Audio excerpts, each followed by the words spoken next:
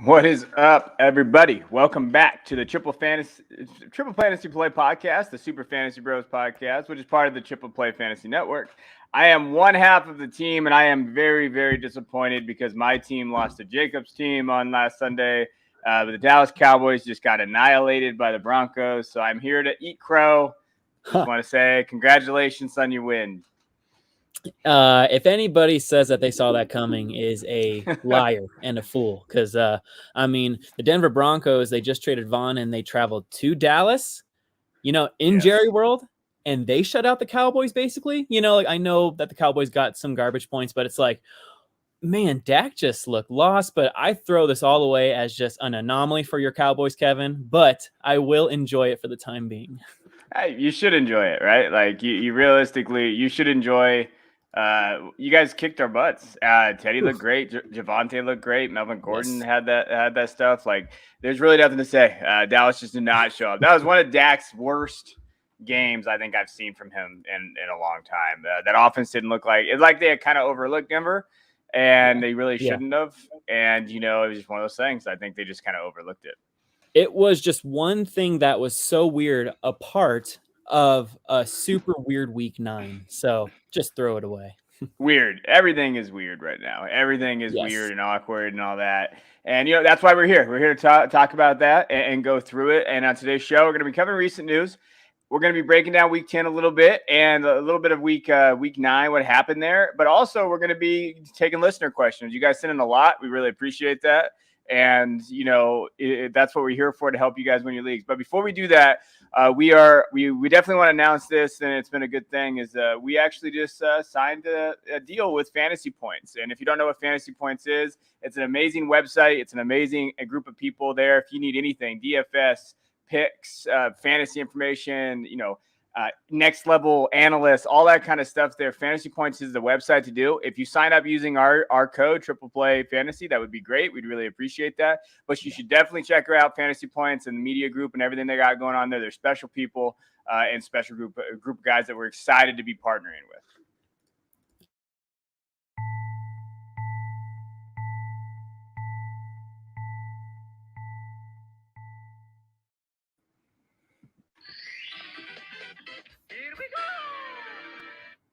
All right, so we're going to be rolling into news and notes now and going over kind of everything that we need to know and go through it. So, what, Jacob, why don't you run us through some news and notes and we'll kind of talk about everything that happened. All right, guys. First up, OBJ went unclaimed off the waivers and is now a free agent. All right, so instead of a team picking up that $7.5 million contract for the rest of the year, he can now be obtained for a team-friendly deal. So that's going to be really enticing for a lot of contending teams, such as the Seattle Seahawks, the Green Bay Packers. So I'm curious, Kevin, where do you think OBJ lands up, or where do you want to see him ending up? OBJ. Yeah. So, I think on this show, we've talked about him. Like, we didn't believe in him this year. We weren't drafting him this year. I have him on like one Dynasty roster that I can't get rid of. And it's just one of those things where it's, hey, I think there's two things that are true about OBJ when I think about like everything that's been going on. Like, the free OBJ thing is kind of ridiculous. I think that when we look at it, and from all accounts, it seems like Odell was running the wrong routes. He was kind of freelancing. And in Stefanski's offense, you can't do that. Everything is timing based. So there's something to say that like Baker was playing better without OBJ just because of the timing issues, right? Like, and there's also something to say that OBJ he's not washed. Okay, he could maybe do something. Maybe in fantasy, maybe he can have some games where you have this, but I think it's a big maybe, right? Like, I think that's a giant maybe there. Now, I think the front runners for what I've seen, I know I heard the Packers. I think he just met with he's talking with the Saints. The Seahawks are there. The Patriots are going to be there. Like, the Chiefs would be an interesting location there. So where I think he goes is like, I think he might end up with, okay, I'll start with this. I hope he goes to the Chiefs. I think, for me personally, from a fantasy perspective, if I have Odell, and this is me being very, very, very selfish right now, if he goes to the Chiefs, I will be selling him as fast as possible on some of my rosters, because that's it. This is it. If you're going to do this, this is the time. And I think that gives him the bump. If he goes to the Seahawks, Does he really get a bump? I don't know, because you got DK and Tyler there, right? Right. Is that a big enough bump for your dynasty values? The Saints, I don't know. He's catching passes from who? Like, why would he want to go from Baker to Trevor Siemian or Right. Taysom Hill? So, like, I think from a dynasty perspective, you want him to sign either with the Packers or the Chiefs, and that'll bump up his value. Now, I don't know. Where do you stand with this? So OBJ to the Chiefs is very interesting, just because if Josh Gordon can get some fantasy publicity, at his age and him being out of the NFL for so long, in and out, then OBJ to the Chiefs, like you said, is going to get a lot of attention. A lot of people are going to want OBJ. Whether that turns into actual fantasy value, I doubt it. I'm not really looking to pick up OBJ regardless, because like you said, he's going to be a third option on any team he goes to. But I actually like him going to the Seattle Seahawks. Russell Wilson has been lobbying for him.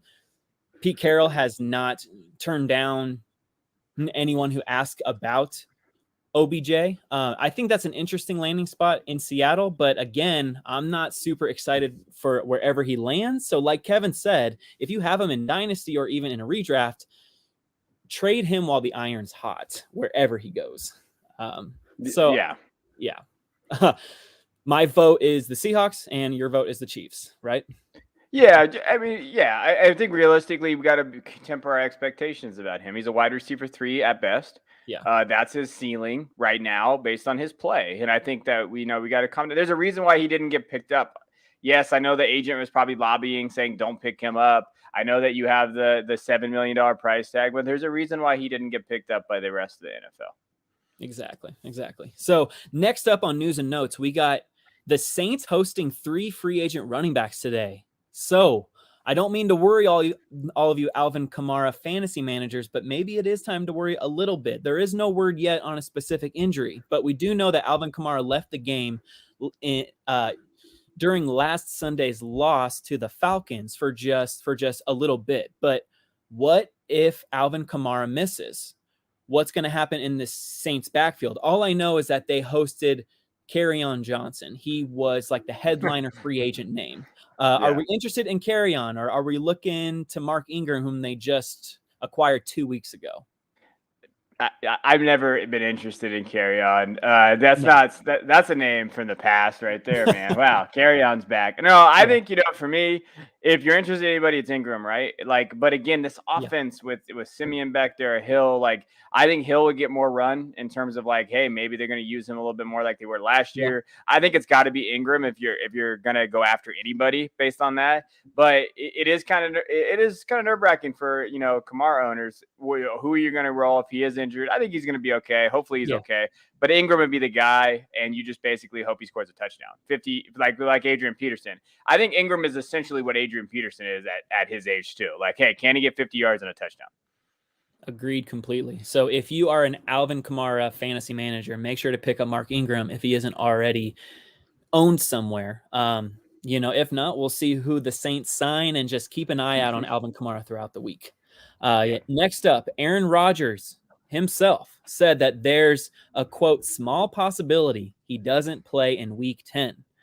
Small possibility. That my gut says that then he's definitely going to play. I mean, like, what's this small possibility? Like, he has plenty of time to get over, like the COVID and everything like that. I'm not too worried about his availability this Sunday against the Seahawks.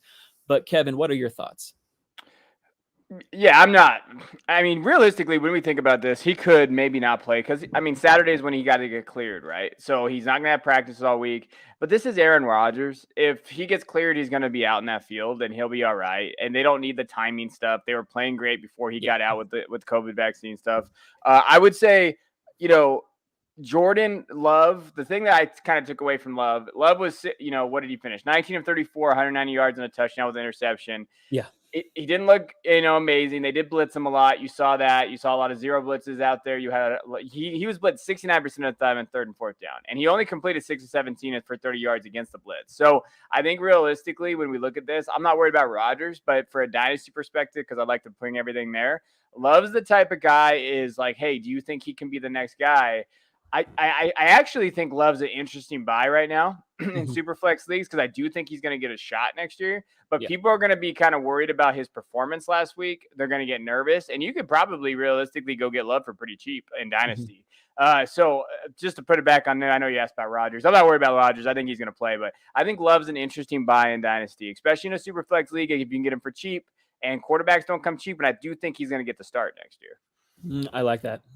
I do as well. I am not worried about Aaron Rodgers this week, and Jordan Love, buy him now, like Kevin said.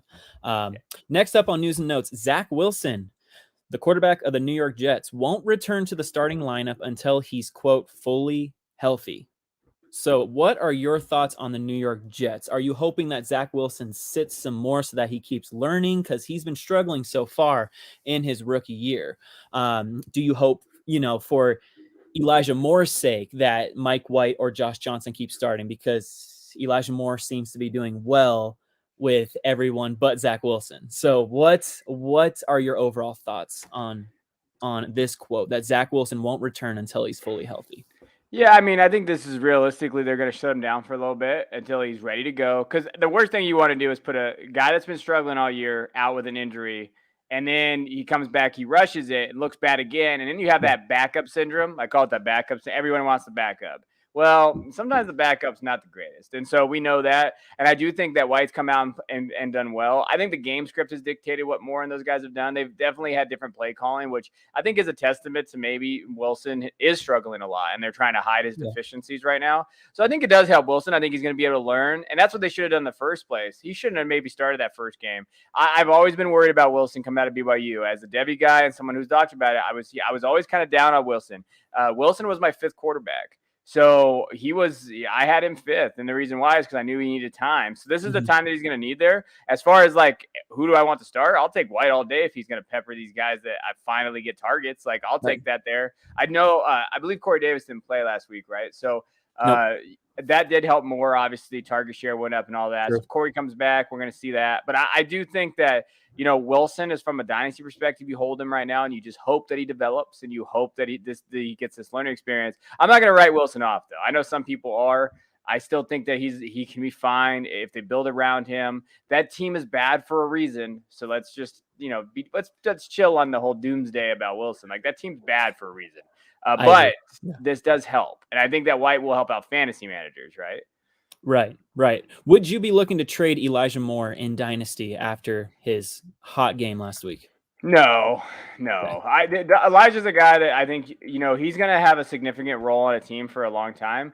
It's a really lazy comparison, but I'm going to make it anyway because I hate comparisons. But he could be like Jamison Crowder if Jamison Crowder never got injured. Let's imagine Elijah Moore he's going to have that role as that slot guy. And the thing about Elijah Moore that I like, and I talk about this all the time if you listen to me, especially on my Debbie podcast too, is I like college guys that can play on the outside. And then if they can move to the inside of the NFL on the slot, that's great. But as long as they have that weapon, Elijah's always been that guy. He could play on the outside in college, and then you can move him around in the NFL. That's what you'd like to see. You don't like to see a purely slot guy go from the college to the NFL because those guys don't really transfer very well. Mm-hmm. So now you have this. But I will say, there are some interesting deals for Elijah Moore right now. Like, Elijah Moore just got traded out straight up for Robert Woods in Dynasty. Who would you rather have in Dynasty, Robert Woods or Elijah Moore? Elijah Moore. Isn't Robert Woods like 38 years old? Oh, you see, you're an ageist. Don't be an ageist. Elijah Moore is what? I think Robert Woods is 28, right? I think he's around. Come on, he's younger than both our asses in here. But yeah, I think he's around. He's around that area. Like, but I get not wanting to maybe move Elijah based on like prospects, right? When we're thinking about this. So like, it depends on the price. But I mean, he got traded for basically Rashad Bateman in a league. Okay. I think I'd still lean Rashad. Me personally, based on my rankings. So like, it kind of just depends what you have, but I'd hold him because, like we said, if Wilson's not going to start, we're probably going to see Moore have a pretty big impact in these next couple games. You could probably get more value later.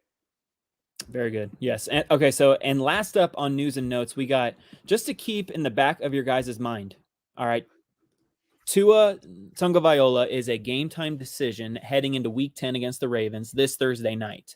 All right. So just keep that in mind, just in case you want to stream the Ravens defense. It's like, well, if Tua doesn't play, Ravens are a stone cold stream lock. And just keep in mind for all of you who have any Dolphins, such as Jalen Waddle. Like Jalen Waddle. Unfortunately, Devontae Parker is on the IR, so it's pretty much Waddle's. It's pretty much Waddle. Yeah, it's Waddle and Gaskin. You want Tua to start if you have those two. So just keep an eye on that going into Thursday's game. Yeah, keep an eye on it. I will say, like, the Ravens defense does not look great the last few weeks, and we've seen them give up points. I don't think it's a smash play, like, realistically.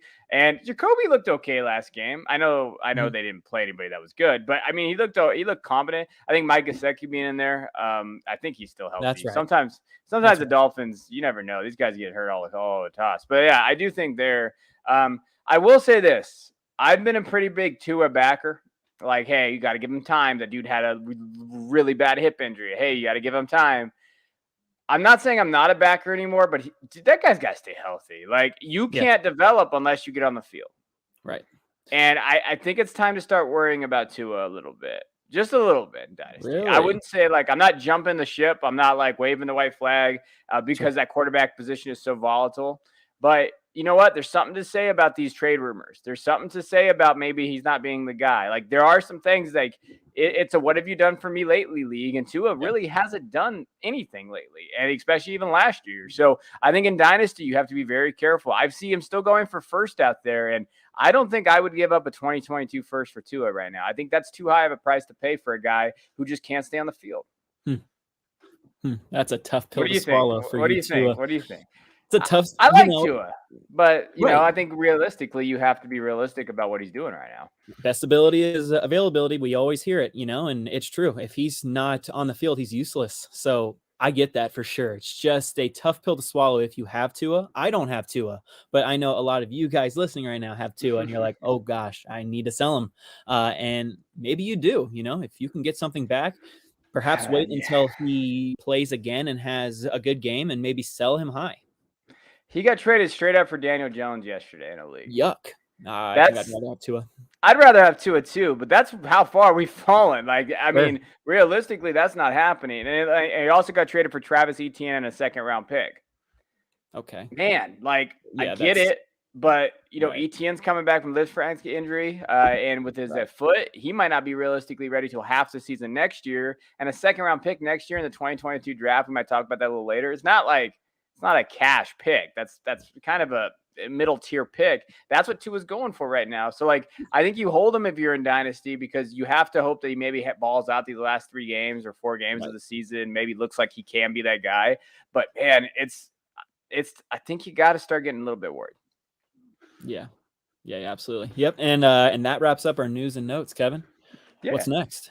Well, we're going to go to winners, losers. So we're going to be looking at winners, losers of week 9, kind of going through it and kind of talking about it. You're going to give us a couple. I don't have a ton because you stole my one. I'm going to say this. You picked one on here that I started with your advice. No, I'm kidding. I started because that's the way I went. But he killed me. I won by 2 points, but he killed me in the league. I'm sure he killed others out there. Oh, yeah. He killed me as well, guys, and that's Kadarius Toney. I had extremely high hopes for him because Sterling Shepard was out. And the last time Sterling Shepard was out, Kadarius Toney got peppered with like 16 targets, like something insane like that. I think it was only 13, but it was just an insane amount. And Kadarius Toney, ever since that game, hasn't been the same. Like, we looked at his 2 games in a row after he got those 13 targets, and then he had another stellar game after, and then he got hurt. So, like he twisted his ankle, and then he was only on the field for the first quarter, and now all of a sudden he's tapering off. So it is time to temper expectations on a Kadarius Toney. Last week, he finished as wide receiver 88 with 1.8 fantasy points. Okay, so he did not help anyone. He pretty much screwed us all who started him. I had him as a high-end wide receiver 3 in my rankings. Now, Kevin, I remember you did ask if you should start Renfro, Hunter Renfro or someone else. So I got to get some props, right? I said, go with Renfro. But, like Toney was another one that you asked, and I I did not. I did say Tony because I thought he would have a great game, which he should have with no Sterling Shepard. Sometimes fantasy football doesn't make sense, and a lot of Week 9 did not make sense. So that's fair. We didn't really bring up how bad Week 9 was for some guys. Like, it was just kind of one of those things where you're just like, man, where did this go from? I will say though, like, they won and their offensive output was terrible. Like, when you look at what they put up, I mean, Daniel Jones had 110 yards and a touchdown. Devontae Booker had 21 carries, 99 yards. Booker had a good game. Kenny Golladay was back, 2 receptions, 28 yards. Evan Ingram scored a touchdown. That's how you know Week 9 was off the shit because Evan Ingram scored. Yeah. Like, at that point, like, you're talking about that. But yeah, Tony, like, that's the kind of a disappointment, right? And like, now, so who's the real Tony? The guy that busted out in the game, or this? I'm under the assumption it's in the middle. I'm not under the assumption where it's there, but I will say this. What do you think about this? Because let's kind of crap on our founder of Triple Play, David. David took him as the 111 in a redraft, Superflex rookie mock, and so he took him at the 111. Is that a little high for you? It's very high for me. I know he was probably doing backflips after that 13 target game where he got 180 yards. He was doing backflips like I told you, but then all of a sudden now he's showing his true colors, I feel. And now, where he was drafted in my Superflex league, it was somewhere in the 3rd round, which is where he probably should have gone, right? Yeah. So I think where Tony was at for me, I still have like the 202, 203, 204 in that area. I think David overdrafted him based on what we've been talking about, and also he's just not very good at fantasy. All right, who's your guy that did well? All right, the guy who did well. Oh, and it is a nice sight to see is Justin Herbert, guys. Man, after 2 dud games, everybody loves to panic, and everybody was panicking on Justin Herbert. Oh, the league's finally found him out. And then he puts up 31.64 fantasy points. All right. There's nothing to worry about Justin Herbert. All right. He completed 32 of 38 passes, for 356 yards and 2 touchdowns, while gaining a rushing touchdown on 14 yards. All right, so Justin Herbert is officially back. If any of you in redraft were able to buy him low, kudos to you, because now you are rolling. And Justin Herbert has a solid schedule the rest of the way. He faces the Vikings at home. He faces the Steelers at home, who can be had. Okay. And then he travels to Denver. He travels to Cincinnati. He faces the Giants and the Chiefs, the Texans, Broncos, and Raiders. I mean, it's all gravy for Justin Herbert from here on out. So if you have him, hold him.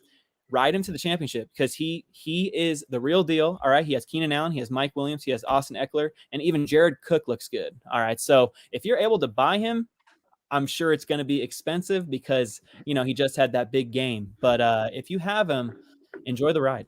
Yeah, no, I think he's done well. And, this is why you can't overreact. You got to just can't overreact right now, guys. Like, be careful with how you overreact. Now, I will say this. I didn't have a bunch, but I do want to give a shout out to James Conner. Running back one of the week, 40 fantasy points last week. And you know what? Just a great story. And in terms of what he's going to have, he had 96 yards, 2 touchdowns. He scored 2 touchdowns in 4 games this year. So he has had that. He also had that receiving touchdown. I mean, he went off. Yeah, that's 40 points in a week. That's got to be up there for like, hey, that's the most points in a week for running backs of all time. Yeah. Like, those are the type of numbers that we see. Like, when we talk about it, like, that's realistically, like, that's a running back 1 there, and you drafted him as like a running back 4, and this is how you win leagues, right? But I just want to give Connor a shout out. I love his story. I love who he is as a person. I love that he battled back, and with Edmonds out now, they're going to bring down Eno Benjamin. Everybody out there, you listening, that's a guy that I really like coming out of Arizona State. He was one of the best runners out of Arizona State I've seen in a while. And when you're looking at what he did, he hasn't done anything the last 2 years, but he's good. I really do think that last year, he's one of the most polished runners from Arizona State. He's going to get some run. So if you lost Edmonds, could be a guy that you're trying to target. That's solid. But I just want to go back to Connor. 172 total yards and and 3 touchdowns. That's insane. But yeah. Good looking out about who could possibly replace Edmonds, which they fear is a high ankle sprain. So, Benjamin, that's a good pickup in deeper leagues. But James Conner, man, he is looking at a ton of workload. So fire up James Conner as an RB2 at the least. Yeah, no, I think you have to. And all those guys saying that he was droppable, even in Dynasty, I'm sorry, he wasn't. Like, Nope. and now we're seeing that. So just you gotta understand that. All right, well, let's go to our listener questions. Right, let's kind of talk about these things, and we're gonna jump over to that. So let's dive in and let's talk about it. So I asked for listener questions all across the board. So as we know, we do Dynasty and stuff. I do a little Devy. So I said, hey, do you have any questions about maybe the rookie classes coming up? In Dynasty right now, you're basically a pretender or a contender, right? Like you're either there. And I will say this, if you're in Dynasty, this week right now, you need to start deciding, are you a top 3 guy? And if you are, go get it. Like, you always hear that saying, scared money don't make money. And it's 100% true. So true. Like, go get it. Go earn it. Go try to do it. Now, if you're lower, you don't always have to sell for picks. I keep harping on this. I see this so much. Like, you can – and you don't always have to sell. Like, sell those maybe aging guys or maybe get a little assets back. You don't have to do a fire sale every time you rebuild. I totally agree. Yeah, I mean, like there are some instances where – Deshaun Watson's out for the year and Cam Akers is out and J.K. Dobbins. And you're like, okay, I am forced to do a rebuild. But like you said, you don't have to just fire sell the whole team. So like you said, we asked you guys, the listener, if you guys had any questions, and we got a good amount of responses. So we're going to go to this first question, Kevin. It says, it asks, what developmental tight ends do you think will make the biggest impact at the NFL level? Yeah, so I took this question hopefully as like rookie guys, right? So we're talking about development. We're talking about they're already in the NFL, and we're looking at kind of those lower enders because we know that some guys, they take a little bit longer to kind of out there, especially tight ends. So when I was looking at this, there's a couple guys that stand out to me, and the first guy that I kind of want to talk about and just to kind of is Kylen Granson. So Kylen Granson plays for Indianapolis. We haven't seen him a ton this year, but he's super versatile. And he was one of my favorite tight ends from SMU last year. He had 78 catches, 1,200 yards, 14 touchdowns in 2 seasons at SMU. He's very versatile. He's a little undersized, 6'2"-ish, 6'3". But he can be a mismatch nightmare. So he demonstrates good speed, excellent skills. He's got hands. He's a very fluid route runner. He fits right in that Colts system. He hasn't gotten a ton of work this year, but he's gotten a little bit of work. And you can see it there. And I know that reading about him, he had a great camp, but they talked about his inability to block. Because at SMU, they use him a lot in the slot. So he didn't really have what the Colts want right now. But if we're talking about what they could have, if you're talking about Jack Doyle being there, we know Mo Alley Cox is there. He's competing with those guys. He's the type of guy that you stash on a taxi squad. He's the type of guy that could develop into that guy that scores touchdowns for Carson Wentz in the red zone. So I like Kylen Granson. I think that he's a very, very solid stash in that team. And another kid, I'll be quick on this one. I want to ask you about Pat Freiermuth and what you think of him. But the other guy that I think that is still out there, and he hasn't played, I don't think, at all this season yet, and that's Hunter Long from Boston College. I love Hunter Long. He got hurt in training camp, hasn't come back. I still think, looking at him from that perspective of could he maybe be a breakout guy later? He can. And then Brevin Jordan, my tight end too, coming out of college. I still think that if Houston gives him a chance, maybe he develops. But my big guy though, the guy I think could do it is Kylen Granson. All right, guys, listen up. Kylen Granson for all you deep leaguers who need a tight end stash.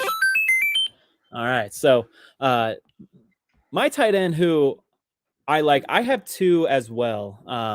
There were 2 guys who received a lot of hype in the preseason, and one who received a ton of hype. That was Jacob Harris. Now, I'm curious your thoughts on him, but like they made Jacob Harris, a 4th round selection in the 2021 draft. He always was a project. All right. He's 6'5". He's 219 pounds. He was supposed to get more work than this. He really hasn't seen many snaps this season because it's just been the Tyler Higbee show, even though Higbee's not doing well himself. So Jacob Harris is a guy that I have on all of my dynasty teams watch list. And then there's a tight end that I have rostered over Jacob Harris, and that's Noah Gray. All right. He's 22 years old. He's the backup tight end on the Kansas City Chiefs. Patrick Mahomes and Andy Reid showered Noah Gray with praises in the preseason. And he gets to learn from Travis Kelce, whom Travis Kelce said that Noah Gray is far ahead of his time, and Noah Gray's just 22 and Travis Kelce is 32. So, Noah Gray could be relevant here in 2 to 3 years at the most. So, Noah Gray to me is a guy that you want to stash on your deeper dynasty league. He's 6'3", he's 240 pounds. He was drafted in the 5th round. But if Andy Reid and Patrick Mahomes showers you with praises, you have my attention.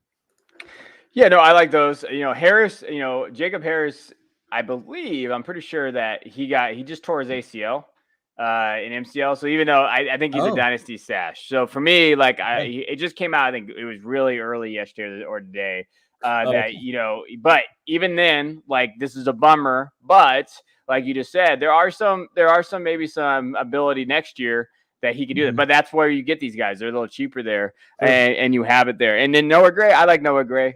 He was he's a Duke kid. He played well last year. He's big bodied.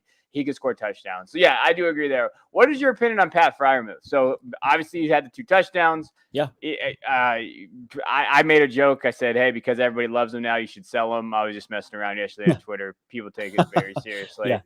What do you think of him? Do you think that he could be one of these next top 5 guys going forward? Or do you feel like he's just he's had a couple good games and that is what it is?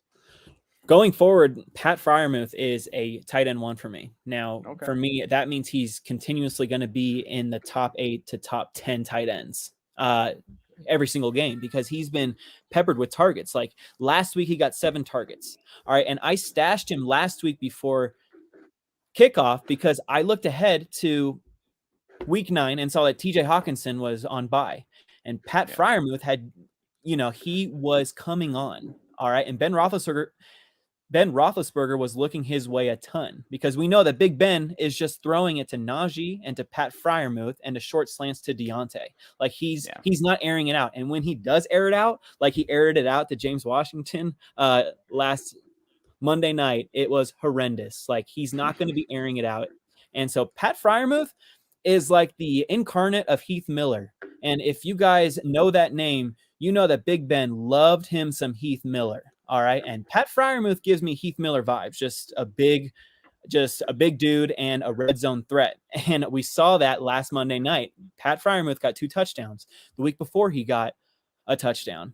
So Pat Freiermuth is legit in my eyes, especially in redraft for the rest of the year. Now, I don't need him moving forward, but he's going to be nice insurance policy if TJ Hawkinson gets hurt.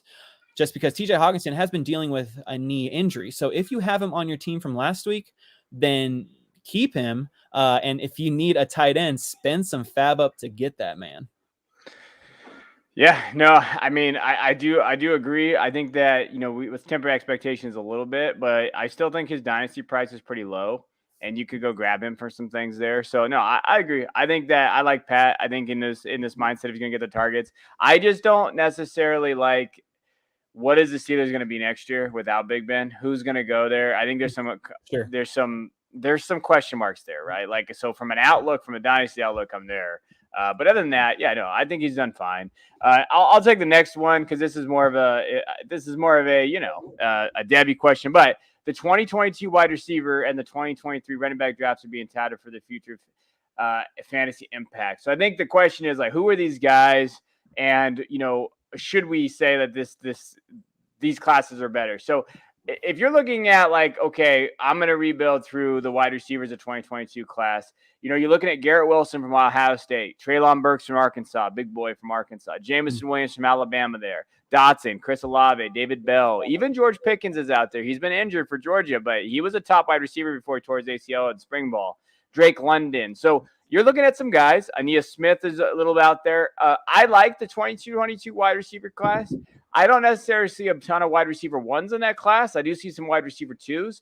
I think Burks and Wilson are very good. The thing I have about Garrett Wilson is he's my wide receiver one, but I think he's peaked at his ceiling, and I don't know how much better he's going to get, which is fine. He's still a very solid wide receiver, but who is he going to be in the NFL? I think we got to be question mark there. I actually like the 23 wide receiver class better. I actually like every single position better in the 23 class than I do in the 22 class. And every single one ranks higher for me in terms of that. So if you're looking at wide receivers from the 2023 class, Keyshawn Boutte from LSU, he got injured, but he's a stud. Jackson Smith-Njigba from Ohio State. A lot of people learned about him last week because he had over 240 yards receiving and 2 touchdowns in a game. But I've been talking about him for like 2 years now. Like, he's legitimate there. Raheem Jarrett from Maryland's kind of gone down a little bit. Joshua Downs is there. Marvin Mims, Quentin Johnson from TCU, Jordan Addison from Pittsburgh. These guys are very, very good wide receivers. So when you're looking at like wide receiver class, I still think the 2023 class reigns supreme. So if you can try to get those picks, that's where I'd be looking for. But the running back class is really what separates these things. The 2023 running back class right now, you have Bijan Robinson and Jahmyr Gibbs, Tank Bigsby, Zach Evans. Sean Tucker is a guy that, if you are not aware of him out there, people, he's Syracuse. He's putting up insane numbers right now, and he leads in a lot of analytic categories.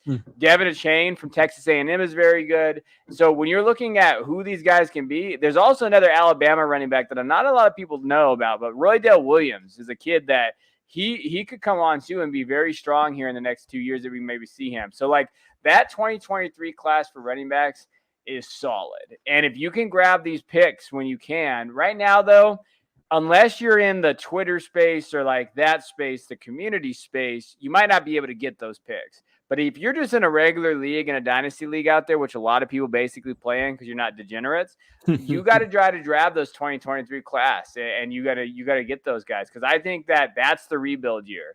I think the 2022 class is fine, but the 23 class has some kids that can really, really shoot your dynasty teams up there. I felt like you were talking right at me, Kevin, because I am forced to do a rebuild this year where I just have 2 2022 draft picks, and I expect to contend next year. So it's like, I'm going to have a bad pick in 2023. You'll be all right. Well, now you got me thinking maybe I should flip like one of those picks. Like, let's say it's draft day and every team gets 4 hours to pick, and I have that late draft pick in 2022, and someone wants to jump up. It's like, hey, I'll take your 2023 pick, like take advantage of like draft day trades for 2023. Right. That's fair. Yeah, no, I think that's fair, and you just kind of play it by ear. I do think the 2022 class is fine. Like, you guys are going to be okay in terms of like, like there are some very, very good players in that draft, but I will say that it's very top heavy, and a lot of ceilings have already been hit. So just be careful there. Now, to keep going on to this real quick, this is a great question by my guy David, and not that David Gualtieri. He's a really good, guy, really good follow, really good tight end guy. But he said the steal of the 2022 Dynasty rookie drafts currently projected between 301 and 312. So if I had to pick, now that's really far out, but if I had to pick, so I was looking at this and I was kind of talking about it. I was like, okay, who can I pick as far as like, okay, who are some guys in that? So I was looking at running back and wide receivers because the other positions don't really matter. If I had to pick a running back right now, who I do think that his value is going to jump up. So I don't know by the time rookie drafts come around if he'll be there. Rashad White from Arizona State is a kid to keep your eyes on. He's 6'2", 210, big kid.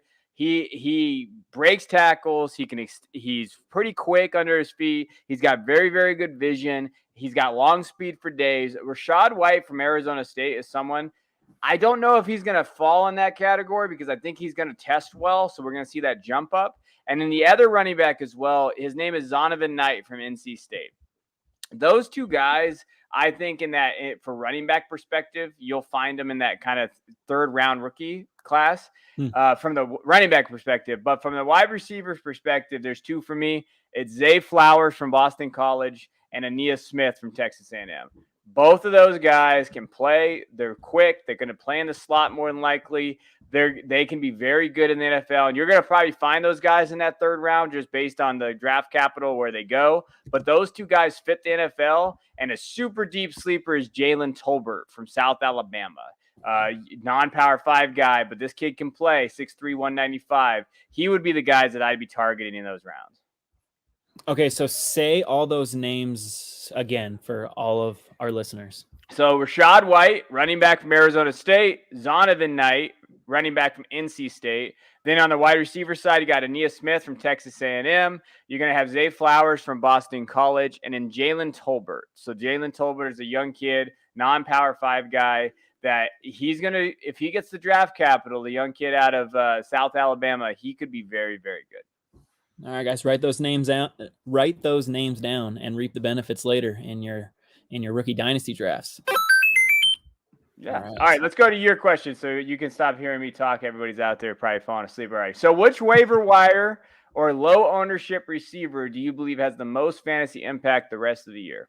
All right, guys, a few shout outs that are rostered in too many leagues that don't qualify for this question, but are worth mentioning is Hunter Renfrow, Michael Gallup, and Christian Kirk.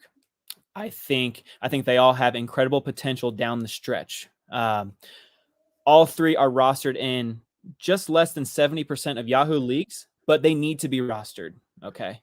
But to get to my guy who is available in over 60% of Yahoo and Sleeper is Rashad Bateman. All right. Bateman has been a stud through his first 3 games of his career. He has recorded 12 catches on 20 targets for 161 yards. He has played on over 60% of snaps through his first 3 games, and I think it only goes up from here. Last week, the rookie led Baltimore in catches and receiving yards. He got a season high 8 targets last week. All right, Bateman has a favorable matchup this week against the Miami Dolphins defense, giving up the 3rd most fantasy points to wide receivers. So you can definitely start him this week. Bateman is a 1st-round pick, so he has that draft capital.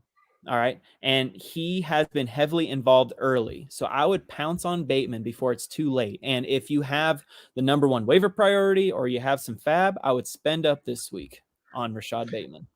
Yeah, Bateman's my call. I think Bateman's going to be there, and I do agree. I think that Bateman's the guy that you want to own, and you can probably, because I like that second part of that question, like consistency. Yes. I think he's going to have very solid consistency and a floor. So that's kind of, and if that defense isn't playing very well, you could be looking at game script, and game script could actually flip a little bit, and they're not running the ball. Like they can't, they don't have. Right. They don't have running backs. So they're going to have to throw. And so I do like that there. I like this next question, and I want to get to it. Okay. How worried are you, Jacob, about Mahomes' long-term outlook? So I saw this question, and I immediately thought of that scene from Remember the Titans when Coach Boone asked Petey, "Hey, how much fun are you having?" Yeah. And Petey says, "Zero fun, sir." And I just replaced those words and thought zero worried, sir. Okay. I mean, Patrick Mahomes is an otherworldly talent. All right. The league might be catching up to Andy Reid's offensive gimmicks, but Mahomes and the rest of the Chiefs offense is way too talented to worry about long term. All right, This is the exact time to buy low on Patrick Mahomes in redraft or dynasty if you can. Yeah, I'm not worried about Mahomes long term. No. I guess it just depends on what you paid for him. Like, so if you went out and got him and you expected that running back or that quarterback 1, okay, I understand. Maybe you're like, hey, what the hell is going on here? I'm not worried about him. I do think that it's a lack of weapons as far as like, I think they really do need a wide receiver 3 option, right? Because we know Kelson Hill are that guy. I think, it's going to be weird. I know I've talked about him now 2 weeks in a row, but I think they need CEH back. I think that that helps out that offense a little bit more. And I'm not saying that he's going to be like amazing asset here, but I do think that they need him back. They need him back within that offense. They need the rushing. They're not running the ball at all. And you see him relieve. So like, I'm not worried about it, but I don't think there's a gap anymore. I think that really, so like if I put you on the spot right now, your dynasty quarterbacks, top 3 are what? Murray, Allen, Mahomes? Is Herbert creeping up in there? Dak, Lamar? Those 5 guys? It's really close, but I would still have Mahomes as a top 3. You have to. But I would you argue a healthy Murray maybe is dynasty QB1 right now based on that rushing upside and the usage that we see? Yes. Yeah. I mean, he's super young. I don't even think he's 24 yet. And like his rushing ability, I mean, having a rushing quarterback is such a cheat code. That's why Lamar Jackson will never get past top 5 for me, just because that solid, consistent floor each week with his legs is just too much to pass up. So I like that call with Murray being the quarterback one. Yeah, I think he's in there, right? Like, and I think they're there. But I do think that tier is close. Like, I think when you look at, to me personally, the way I have it, like it's Lamar, Mahomes, and Murray. I've always been higher on Lamar than everybody else out there. And I feel like they're in that top 3. And then you have Allen, he's right there. And then you're looking, okay, where does Herbert fall in that? Where does Dak fall in that? Where do those guys fall in there? But I do think that the Mahomes, if you're thinking of, like, if you look at that question, like, has that tier been broken? I think it has. Like, I think those top 3 guys there, it's a little different. It's kind of interchangeable now, which you didn't say that last year. Right. I do think that Kyler Murray is probably the safest quarterback one for the next 5 years. Which is crazy to think about because he's supposed to play baseball, right? All right. So I like this question. So this one was another one, and it says, if available and depending on league size, who's the player you'd want to slide into an open IR spot for highest potential 2022 upside in a keeper format? So basically, if you have these guys, who would be the one you keep? That's how I kind of read this question, right? Yes. So Calvin Ridley, J.K. Dobbins, Cam Akers, Travis Etienne, or is there another guy based on like the injury right now that you would keep there, that you would keep on that team? Okay, so this was really easy for me. And I said, give me Dobbins by a mile, followed by Calvin Ridley, just for the chance that he does return. But since there is kind of that question, I'm going to go with J.K. Dobbins. All right. I wrote an article for Triple Play Fantasy before the season touting J.K. Dobbins as a rock solid RB1 and a stone cold. It's your fault. It's your fault. He got hurt, Jacob. And a few days later, he tore his ACL. Yep. Man, I'm sweating over here. But I mean, through the first 6 weeks of his rookie season, all right, Dobbins averaged 25.7 yards on 4.2 attempts while being buried on a depth chart of Mark Ingram and Gus Edwards. All right. He broke out in week 8 with 113 yards against an elite Pittsburgh defense. And at that time was not letting anyone over 100 yards. All right. From week 8 on, Dobbins averaged 72 yards on 12 carries while totaling 7 touchdowns. All right. The dude is the real deal. All right. And he should come back in 2022 as the unquestioned RB1 in Baltimore. So give me Dobbins. Yeah, this is I love Dobbins. You know that. Like, I do. So I just wrote a Fantasy Pros article out about dynasty buys right now for a rebuilding team. And one of the guys that I mentioned I actually mentioned 3 guys on this list. So, and I swear I didn't steal it. I was already writing it when you gave us this question. But to me, Ridley's a guy that you should go try to attempt to get right now, because I don't know if he's going to play this year, but he realistically could be a wide receiver 1 next year. Right. Like, he can be. And what he's going for right now, so he's been traded straight up for these things. Amari Cooper, it's a little pricey. Rashad Bateman, Mike Williams, Tyler Lockett, and a 2022 second. That's his value right now. If you can get Ridley for that, like, realistically, you're like, hey. And then you got Dobbins. And Dobbins is going to be a little bit more expensive, but he went for like Ezekiel Elliott. All right, I can understand that from both perspectives. Yeah. And then you get, Akers. He's going straight up for guys like, he went up straight up for Kadarius Toney. He went for Khalil Herbert and Van Jefferson for Akers. Oof. So, like, those are deals I like. Like, hey, go get them if you can afford to stash them. Right. And take the risk. So if you're looking at a keeper, though, and you're like, okay, which one of these has the most upside? I think the easy answer is Dobbins, because I do think he can come back. We know ACL injury is there. Yeah. He's going to be recovered. But Akers, in that offense, man, if he was healthy this year, we're talking about like a top 5 guy. I really, truly believe that. I know he has the Achilles injury, and I get that. If this is a keeper to where you have to keep him based on what they drafted last year, I would probably go Akers, because Dobbins was probably drafted a little higher. It depends on the league that you're in. I understand Akers is getting pretty high up there too. I'm going to say Akers. I mean, Dobbins I get it. But if you're going for like, hey, high risk, high reward here, the guy that you want to look at, I know he tore his Achilles. Everybody uses Marlon Mack as the example. But the guy that you should be looking at is Kane. The rookie from Minnesota. Do you know how to pronounce his name? Because I am. Nwangwu. Yeah. Nwangu. I think Nwangu, right? Yeah. He suffered a torn Achilles while he played at Iowa State. Right. And I talked about that on his show, and I said, hey, and then you just saw him last week. He ran that kickoff return back. 98 yards. That's the guy to watch. And you Yep. see Akers and his talent. Like, I don't think it's out of the question that I don't think it's stupid that you would pick Akers. I don't think it's dumb. I think that's a realistic scenario where he's going to come back healthy. He's young. He can bounce back. He's not like us where we hurt ourselves changing diapers and stuff. Like this guy, Right. He's coming back. He's an athlete. So Yeah. I think Akers is not out of the question here. I think that's not unrealistic. The other guys know, but Dobbins or Akers, and I'll lean Akers on this one to be a little different. Dang. I'm impressed by Akers because he is rehabbing in the gym every single day. And there's even a slight chance that he could return in the playoffs, which is crazy. But I mean, he is healing fast. He's 22. So I like that answer a lot. I just lean towards Dobbins because an ACL tear is a little bit easier to get over and to retain your explosiveness than an Achilles. But hey, I have Akers and Dobbins on a dynasty team. So what you're saying is music to my ears, brother.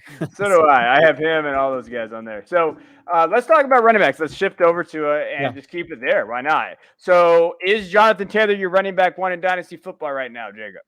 All right, Kevin. He is. I know last week I lobbied that Najee Harris is the dynasty RB1. And while there's a solid argument for that, JT is unequivocally the RB1. I mean, not only is JT a year younger than Najee, but he has a much better offensive line in Indianapolis. All right. And also, JT knows who his quarterback is going to be for the next 2 to 3 years. Whereas you don't know who is going to be leading this Pittsburgh team, with Big Ben's ghost being trotted out there on a weekly basis. And JT just looks so smooth and patient. He runs like Derrick Henry and catches the ball like Austin Eckler. JT is a dynasty RB1. Set it and forget it. And I know you agree with me, Kevin, because that's what you said last week. Yeah, no, I agree. I think he is there, right? Like, I think that realistically, that's who you're looking at as being there. But I do think that position's so volatile, right? Like, so I get it. Like, I understand. Like, you'd be like, well, no, it's Swift. No, it's this. No, it's Najee. Yeah. I wouldn't say Najee. I think Swift's very close. Like, I do think that but again, there's a lot of question marks about that offense, the quarterback situation. Right. The safest and the running back right now is Taylor, right? And Yes. it's got to be JT, and that's very simple there. But I do like this question too. So that is he the running back one? Joe Mixon. Joe Mixon's looked pretty good, and he was the running back 4 in PPR formats. He had 28 points last week. Overall, I believe he's a running back 5 right now. Yeah, running back 5 overall right now. So where do you have Joe Mixon in your dynasty rankings? So in dynasty, You're an ageist. You're going to say he's old. That's one of my points, my man. I mean, I have Mixon somewhere in between like 15 and 20 in my dynasty rankings. All right. Oh, that hurts. One of my points is that he's 25 and he's turning 26 next July. So right before 2022, he's going to be 26 years old and is going to be going into his 6th season. All right. Yeah. That's a lot of tread on those tires. And for a guy who is basically known just to get a bunch of work and not turn all that work into a ton of yards. Now he gets touchdowns, but he does, he doesn't get a lot of yards on a weekly basis. He's not that consistent, but he is in a nice offense with Joe Burrow. All of the attention is off of him because there's a Jamar Chase, T. Higgins, Tyler Boyd, and even CJ Uzuma is getting in on the fun. I'm not looking to buy personally, but if you're not contending and you have Joe Mixon, I would definitely look to sell him like hotcakes after his 2 touchdown game last week. Let's see what you got to say though, Kevin. Yeah, so he's in my tier 3-ish. So, and basically I have a top 3 guys. And, when you're looking at, JT, CMC still there, I think, and Swift and Najee's there. So like, that's my tier 1-ish. Tier 2 is like Kamara, Cook. Those guys are still in there. I know they're older too, but they're there. I would have him I have him right now as my running back 10. Okay. And I still think he's a dynasty running back 10. And because I think that, next year, I think for 2 years, we're going to see solid production from that team. And I think that he can get the targets. We've seen that. So for me, I have him at 10.